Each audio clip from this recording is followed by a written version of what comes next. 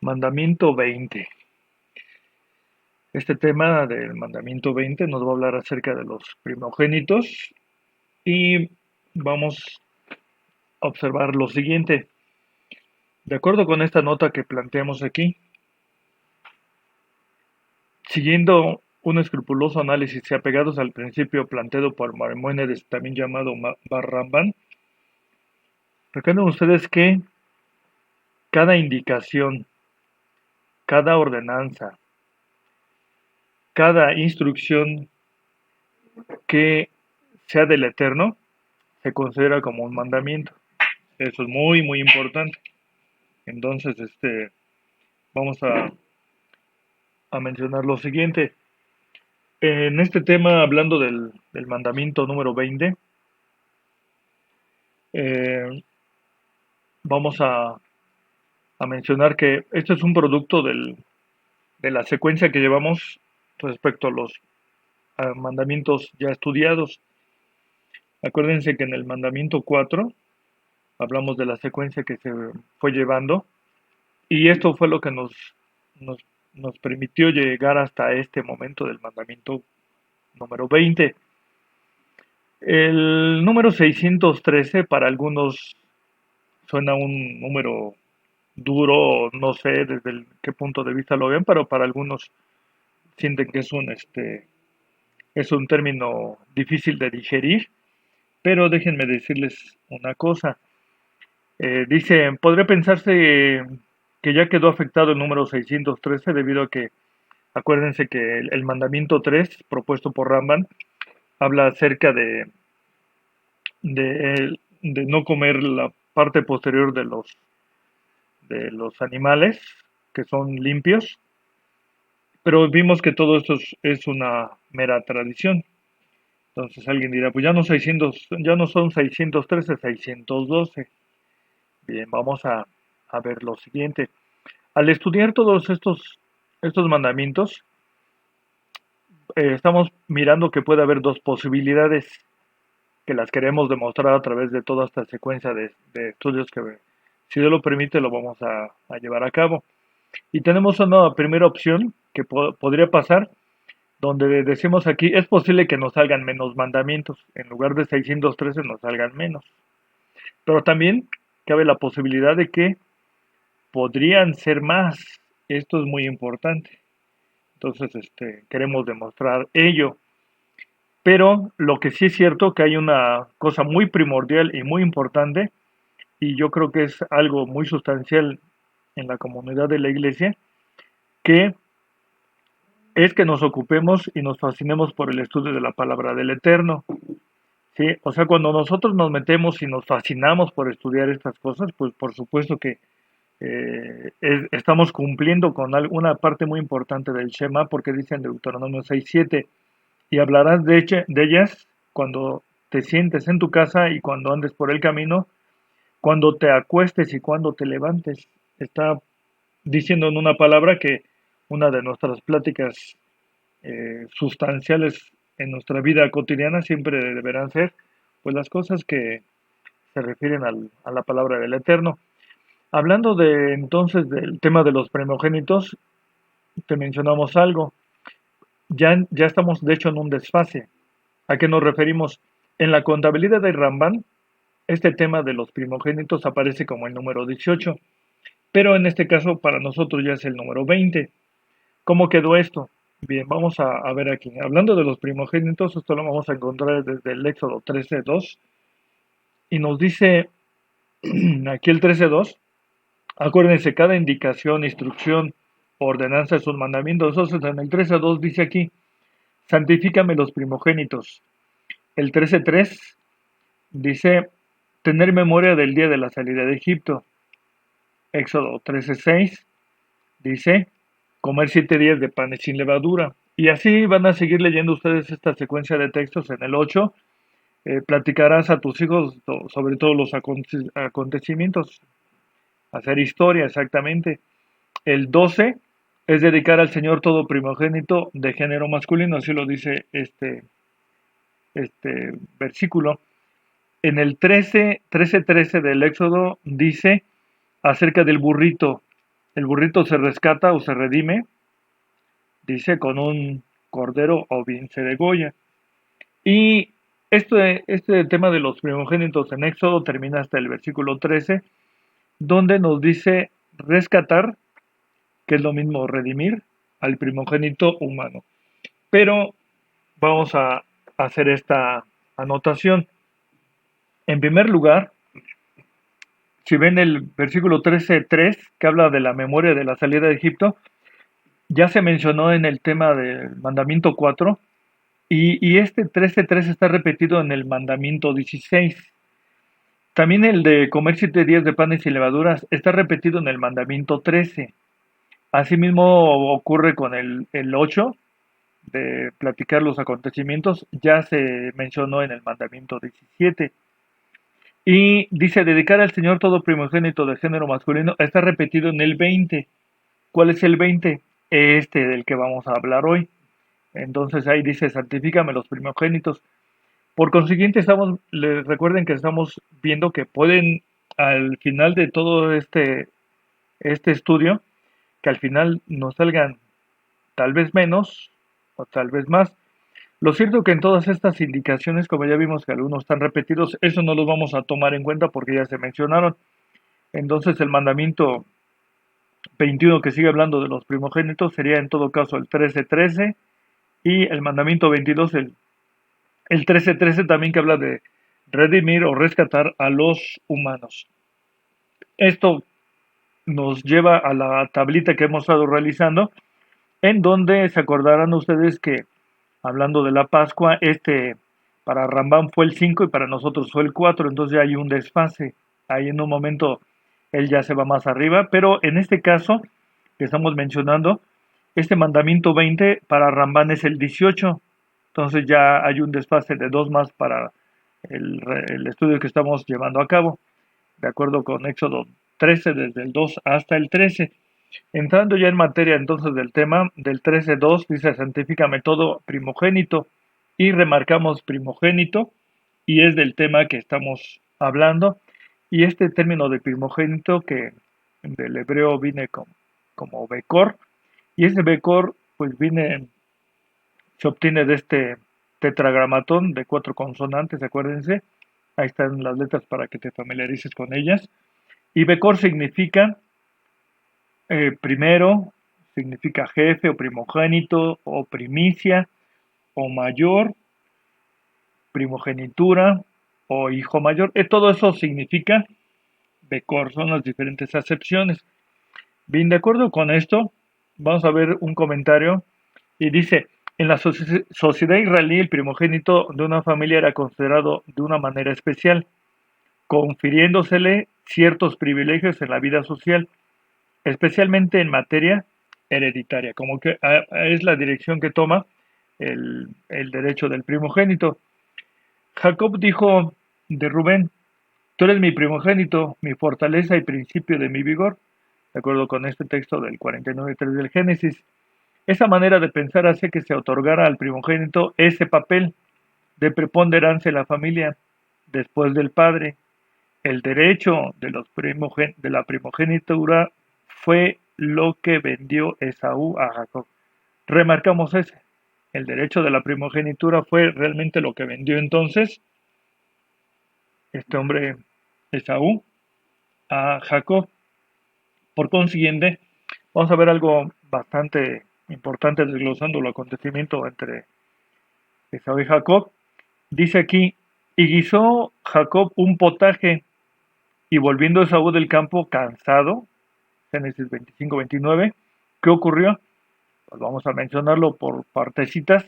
Potaje aparece como del hebreo nazi, y ahí están las consonantes. Y esto deriva en que puede significar algo hervido, o puede ser una sopa o bien guisado, un potaje, como está traducido aquí, o una vianda, o una comida, en pocas palabras. Entonces, ¿qué ocurrió? Pues de acuerdo con esto, dice que Saúl le dijo a Jacob, ¿qué le dijo? De acuerdo con esta traducción al lenguaje actualizado, dice, y le gritó, me estoy muriendo de hambre, dame ya de esa sopa roja que estás cocinando. O sea, casi mandándole, ordenándolo. ¿Por qué? Porque ya habían hecho un trato. ¿Qué trato se acordarán? Dice que era una comida roja, un potaje rojo. La pregunta es, ¿las lentejas tú las has visto rojas? ¿Son rojas realmente? Ahí están las lentejas rojas. Aquí al menos en esta región de México, las lentejas son de color cafecitas. Pero investigando, ya ven que el internet nos ayuda bastante, nos encontramos con una situación de que hay una variedad de lentejas en coloraciones. Al menos aquí estamos viendo seis coloraciones. Una anaranjada que es lo más parecido, pero seguimos buscando y ¿qué creen? Efectivamente nos encontramos con unas que sí parecen rojas. Son rojas estas lentejas. Por eso estamos poniendo aquí lenteja roja. Entonces, esto para confirmar lo que estamos viendo en el texto, dice, dame de eso rojo, de eso bermejo, y se refería a las lentejas. Y así lo dice más adelante en el texto de que, de hecho, las lentejas, ¿se acuerdan allá en Hebreos? Aquí dice en Génesis 25:34, entonces Jacob dio a Esaú, ya que le estaba mandando, por el acuerdo que ya habían llegado, dice, y le dio a Esaú pan y del guisado de las lentejas, y él comió, y bebió y levantóse y fuese. Así menospreció Esaú la primogenitura. Fíjense nada más, ¿eh? Un derecho de, de heredad, un derecho un privilegio de recibir la bendición del Padre, pues él simplemente se lo despreció. Esto es lo equivalente a una comida corrida, imagínense nada más. Pues nos dimos a la tarea de ir ahí por unas fonditas y nos encontramos aquí con este anuncio, cocina de Lorenita. Aquí estamos viendo lo que cuesta una comida corrida que puede ser de 35 pesos, que incluye un rico caldo de pollo, o un sabroso caldo de res y algunas cosas más que le ponen ahí. Pero en la parte inferior dice comida corrida con pechuga de empanizada que puede costar 40 pesos o pescado 45 pesos. Eso es lo que hoy en día cuesta una comida corrida. Tal vez han subido un poquito los precios, pero por 70, 80 pesos ponle el doble de lo que está aquí. Por esos 80, 100 pesos, bueno, una comida ya de más lujos, 500 pesos vendió su primogenitura. Creemos que sí la despreció realmente y fue como se le tomó en cuenta. En términos religiosos, el primogénito pertenecía a Dios en memoria de lo que el Señor había hecho cuando mató a los primogénitos de Egipto y dejó vivir a los de Israel. Dice, habló Dios a Moisés diciendo, conságrame todo primogénito, de acuerdo con Éxodo 13:2, que es el que estamos tratando. Cuando se dice conságrame, vamos a ver aquí de dónde se desprende de esta palabra Kadash, y esta palabra Kadash que viene de este tetragramatón, significa consagrar, preparar, dedicar, ser santificado. Ahora bien, preguntamos aquí, o ser santo, y dice, todos los que nacen son primogénitos, es lo que vamos a tratar de desarrollar en este tema, lo que vamos a desarrollar y tú nos vas a decir si efectivamente esto es esta es la ley. Dice Éxodo 34:19, todo lo que abre matriz mío es, y de tu ganado todo primerizo de vaca o de oveja que fuere macho, entonces sustancialmente tiene que ser macho y que nazca primero. De acuerdo con esta versión Septuaginta que se traduce en inglés, dice, los machos son míos, todo lo que abre el vientre, cada primogénito de bueyes y de primogénitos de ovejas. Todo eso le pertenece al Eterno. Entonces dice aquí, esto era aplicable también a los animales, por tanto se debía ofrecer a Dios de alguna manera. ¿Cómo sería esto? Dice, para no hacerlo, era necesario redimirlos mediante una ofrenda. Ahorita te vamos a decir en qué consiste. Todos los primogénitos humanos, como de los animales de carga, podían ser redimidos o rescatados. Todo primero nacido mío es, pero redimirás con cordero el primogénito de asno, redimirás todo primogénito de tus hijos, de acuerdo con estas citas. Entonces, se está hablando de lo que es rescatar y efectivamente lo representamos con un un salvavidas que proviene del término padash, ahí está el término hebreo, y dice rescatar generalmente liberar, preservar, liberar, redimir, rescatar, rescate, salvar es lo que significa padas. Entonces, esta palabra se aplica en todas las partes donde vamos a ver redimir o rescatar. Y dice aquí, de acuerdo con esta versión, deberás rescatar a todos tus primogénitos, al asno primogénito podrás rescatarlo a cambio de un cordero, pero si no lo rescatas tendrás que romperle el cuello. Aquí hay algunos que pueden romperle y algunos que hay que degollarlo, pero no en una acción de sacrificio, porque como es un animal considerado no limpio, por eso no debía de ser sacrificado. Entonces aquí tenemos, miren, un, un burrito con su mami. Vean qué ternura. Nada más obsérvalo bien y ve si no te da ternura ver esto. Entonces, este animalito debía ser canjeado. Si tú tienes animales de carga, tendrás, de acuerdo con este texto, ese burrito que te trae tanta ternura, canjearlo por un corderito. Ahí está con su carita de inocente corderito. Y ese animalito lo tenías que cambiar por el burrito. No, pero que también te da dolor, bueno, sino que quieres que se te aplique esa ley, pues entonces no tengas burritos. Bien, entonces dice aquí, los pueblos idólatras sí sacrificaban a sus hijos. O sea, de acuerdo con lo que vimos en el mandamiento, es que una ley es que los burritos tienen la opción de rescatarse. En el caso del humano no hay doble opción, siempre se tienen que rescatar. ¿Por qué? Porque en el Eterno no acepta sacrificios de los humanos. Esto lo aborrece. ¿Y qué ocurría? En Éxodo 12:31 dice, no harás hacia el Señor tu Dios, porque todo lo que el Señor aborrece hicieron ellos a sus dioses, pues aún a sus hijos e hijas quemaban en el fuego a sus dioses.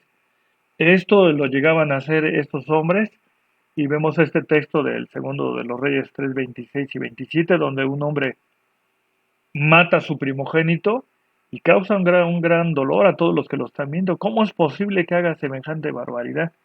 Pues algunos reyes de Israel, entre ellos Salomón, también lo hizo. También es un detallito que hay por ahí. ¿Cómo se rescataba el primogénito humano? Pues dice aquí números 18-16, y de un mes harás efectuar el rescate de ellos conforme a la estimación, por precio de 5 ciclos al ciclo del santuario, que es de 20 óbolos. Esta expresión de óbolos la quisimos comparar con otras versiones para llegar a una conclusión. Y vemos aquí en esta versión de al día, dice que el rescate será de 5 monedas de plata, según la moneda oficial del santuario, que pesa 11 gramos. Entonces fuimos viendo más versiones, entre ellas ya vimos que son 5 monedas de plata. Aquí esa moneda de plata le están llamando shekels, que es lo que ahora le llama Israel a su moneda shekel. Entonces debe de pesar 11 gramos. Y aquí nos dice entonces que esas monedas son de plata y deberán pesar 11, 11 gramos, ¿de acuerdo? Muy bien, entonces se cita en el texto la jera. Originalmente esta palabra señalaba a una semilla de algarroba, pues se usaba de forma de moneda. El ciclo es de 20 jeras, en Éxodo 30:13, equivalente aproximadamente, como lo dice Alfonso Losguard, a 0.57 gramos. Muy bien, o 57 gramos, más bien.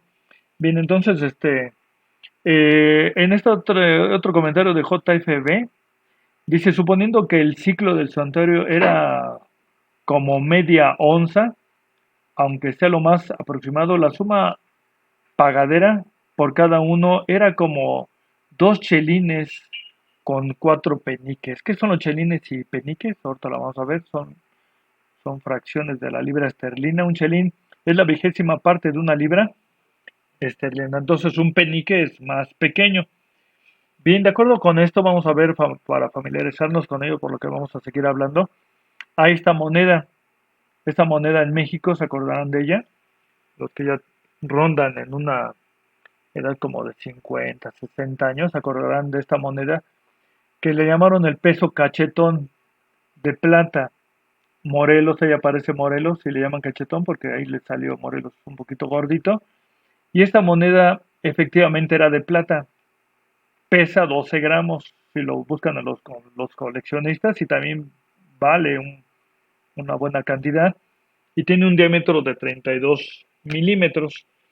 Pues resulta que checando, checando las conversiones actuales, checando las conversiones actuales, al día de hoy el dólar está en 22.59 en la conversión de dólar estadounidense a peso mexicano, como lo vemos aquí.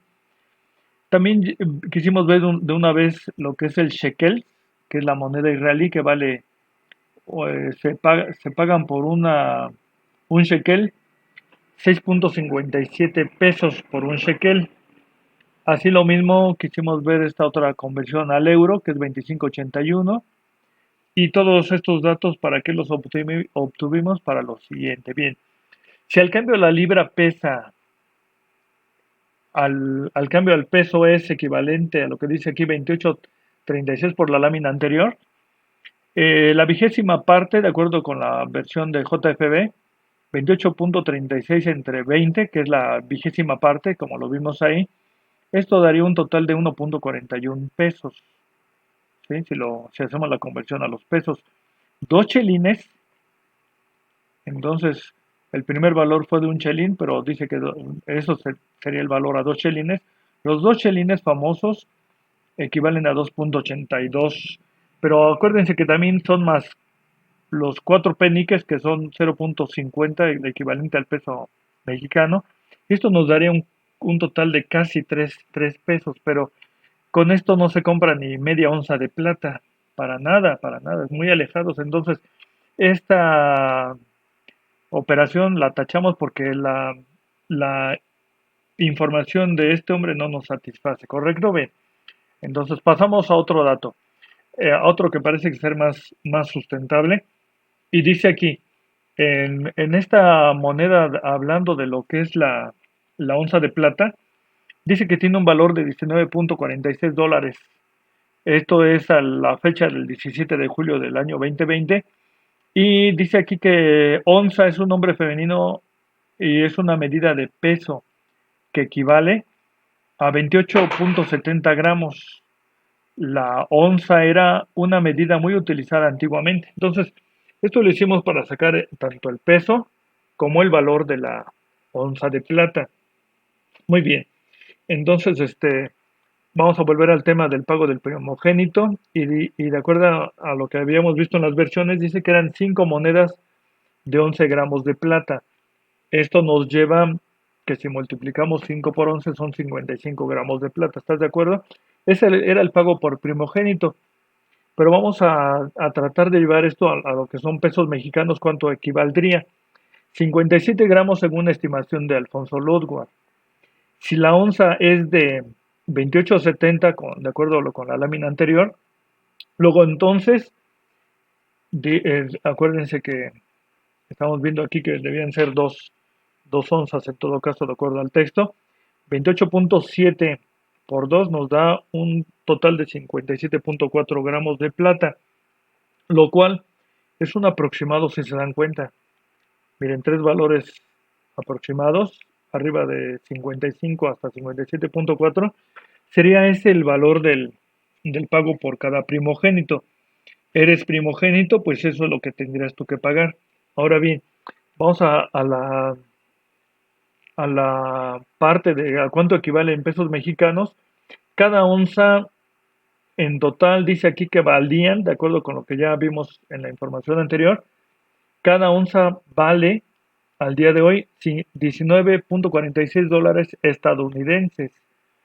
Entonces, dos onzas, de acuerdo al texto, que son 57.4 gramos de plata, valdrían en todo caso el doble, que son 38.92 dólares estadounidenses, que se expresa de esta manera, 38.92 USD.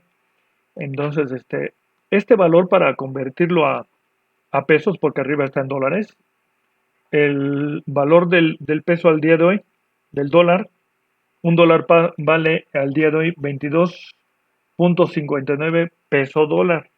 Por consiguiente, lo multiplicamos y nos da un total de 879.20, que eso sería en todo caso el pago por cada primogénito. Entonces, esa es la forma como se debía de rescatar un primogénito. Por consiguiente, vamos a hacer las siguientes observaciones. Esta operación se nos hizo la más correcta. Y dice aquí, al primer hijo también se le llamaba el que abre matriz, de acuerdo con lo que dice el texto, dando a entender que se trataba del primer fruto o resultado de la gestión creadora de un hombre y una mujer. De acuerdo con este texto del 21:15 al 17 de Deuteronomio, el padre estaba obligado a reconocer a su primer hijo como su principal heredero, dándole la doble porción de su patrimonio. Pero en algunas circunstancias dice, si había dos hijos, entonces al primogénito le tocaba recibir 2/3 partes de la herencia. Si había tres hijos, le correspondía la mitad de la herencia. Esto aplicaba sin importar que existiesen hijos de varias esposas. Luego entonces, vamos a ver aquí un dato que lo podemos incluir también aquí en este tema porque es parte de. Y dice, el pago por las personas también ocurría en los censos, pero se incluía a todos los varones arriba de 20 años. En esta versión al día dice, cuando hagas el censo y cuentes a los israelitas, cada uno deberá pagar al Señor rescate por su vida. Aquí está el complemento del tema que estamos viendo. Para que no le sobrevenga ninguna plaga durante el censo. Que quede muy clarito, y esto lo vimos en Éxodo 30:12. Luego entonces dice aquí, el pago que se daba, dice aquí, ya lo observamos, y dice aquí que hubo un primer censo en Éxodo 38-36. Y tenemos aquí que en ese primer censo se contabilizaron 603.550 mayores de 20 años, las personas que se está indicando de acuerdo a este texto. Si esto lo multiplicamos a la cotización de 879.20 por persona, nos da un total que se debió de haber pagado en ese momento, lo equivalente a pesos, 530.641.160 pesos. Eso fue lo que se recaudó en esa ocasión. Hubo un segundo censo, por cierto, también, y en este siguiente censo, dice aquí, realizado en Sitín, en Moab, antes de entrar a la tierra prometida, dando por resultado 600.730 adultos varones y 23.000 levitas. Entonces, aquí está el número de los 601.730 y esto se multiplica por los 879. Si te das cuenta aquí, los que iban a pagar eran a final de cuentas los que no eran levitas, porque de aquí de los levitas que se menciona aquí, ellos no pagaron la primogenitura, porque esos, dice el texto que esos le pertenecen a Dios. Los otros son los que tienen que pagar el rescate de acuerdo con el mandamiento.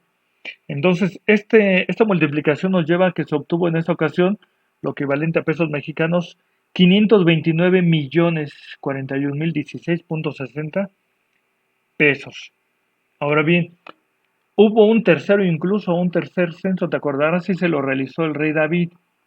¿Se acuerdan? En 2 Samuel 24:7, desde el 1, dice que se le metió la idea, una idea de esas de obsesión al rey David de contar al pueblo, pero dice que se le acercó el consejo de Joab y que Joab le dijo, no lo hagas por favor, porque él sabía que no se lo había ordenado el Eterno. Entonces, él a fuerza los quiso contar. Joab dice, pues nada más no voy a decir números exactos. Y dice, pues que sean unos tantos más otros tantos de aquí, un aproximado. Pero Joab sí lo vio definitivamente mal. ¿Y qué ocurrió? Pues que se obtuvieron estos censados, 1.300.000 personas mayores de 20 años. Entonces, ¿qué ocurrió? Y es que, miren, los censos debían hacerse cuando el Eterno lo mandaba, no cuando tuvieras tu capricho de hacerlo para el pueblo de Israel. Por ello, el pago del rescate va de la mano con la promesa hecha a Abraham, porque tú dices, bueno, ¿por qué solamente cuando el Eterno los manda? Y además cuando los mandaba decía, y además me vas a pagar rescate de los varones arriba de 20 años. Y va de la mano con la promesa hecha a Abraham por lo siguiente, de que su simiente no sería contada. ¿Dónde lo dice? en estos textos, Génesis 17:5 y 22:17, le dice, ¿y puedes contar la arena? ¿Puedes contar las estrellas del cielo? No, no se pueden. Pues entonces también tu simiente no será contada. Y es por lo que el Eterno se molesta contra David. Y ya supieron, ya vieron ustedes en los textos las consecuencias de esto, de que hubo mucha mortandad, les llegó la plaga porque ni lo mandó el Eterno y por lo que se ve tampoco se pagó el rescate de los mayores de 20 años. Dice, ¿qué destino tenían los recursos de cada censo? Pues llegaban al templo exactamente. Entonces todo esto iba a los tesoros del templo, ahí quedaban esos recursos. Ahora, lo primordial en este consejo que vamos a obtener en este momento es el uso del término primogénito como sinónimo de principal. De acuerdo con Génesis 49:3, le dicen a Rubén, le dice a su padre Jacob, Rubén, principal en dignidad, principal en poder. Al 4 dice, corriente como las aguas, no seas el principal. Se acordarán por todo lo que ya él hizo, su padre lo desconoce y dice, no vas a ser mi primogénito ni mi principal. Y dice aquí, en otro texto, es cierto que Judá prevaleció sobre sus hermanos de él y de él procedió el príncipe, pero los derechos de primogenitura pertenecían a José. Eso lo dice en el primero de las Crónicas 5:2, de acuerdo con esta versión de las Américas. Pero dice aquí, los derechos de primogénito le pertenecen a José. Aquí es interesante porque los hijos de Jacob se acordarán que, por ejemplo, Rubén, Judá, ellos fueron de otra mamá, de Lea. Y José fue hijo de Rachel, ¿se acordarán? Entonces, él era, por parte de Rachel, era José el primogénito. Y por parte de Lea, pues era Rubén exactamente. Pero aún así, cuando en el caso de los hijos de Lea, se ve que el que tomó la, la primacía fue Judá. Pero vamos a señalar un caso muy, muy notable que nos llama bastante la atención y es la enseñanza para nosotros. Y dice aquí, allá David mi siervo, ungilo con el aceite de mi santidad, de acuerdo con Salmo 89:20. Y se acordarán ustedes que dice aquí que David era el menor de sus hermanos, ¿sí se acordaron? Chéquense esa cita del 16:11 del primero de Samuel. Y dice aquí, siguiente, el versículo 27, yo también le pondré por primogénito. Hablando de David, dice, yo le pondré por primogénito, aun cuando fuera el último de sus hermanos. ¿Qué significa esto? Significa esto, que tú, él, yo, todos, de hecho, tenemos una convocatoria que solamente es cuestión de que la escuches, la sigas, la proclames y a reunirme pues los requisitos para esta convocatoria de ser primogénitos. Y dice aquí en el 12:22 de Hebreos, mas os habéis llegado al monte de Sión y a la ciudad del Dios vivo, Jerusalén la celestial, y a la compañía de muchos millares de ángeles. Y el versículo 23 nos dice, y a la congregación de los primogénitos. Entonces, cuando tú haces caso de la palabra del Eterno, estás haciendo caso de esta convocatoria. Y aunque no seas el primogénito, haciendo lo que es correcto, vas a ser el primogénito de los que están alistados en los cielos, y a Dios el juez de todos, y a los espíritus de los justos hechos perfectos. Atiende esta convocatoria y efectivamente llegarás a ser uno de esos primogénitos que tenga la dicha de estar en el reino del Eterno. Suscríbete a nuestro canal. Si te gustó este video, danos tu pulgar arriba y compártelo. Recuerda que puedes dejarnos tus dudas y sugerencias aquí abajo en los comentarios. Activa la campanita para recibir notificaciones de cada vez que subamos un nuevo video.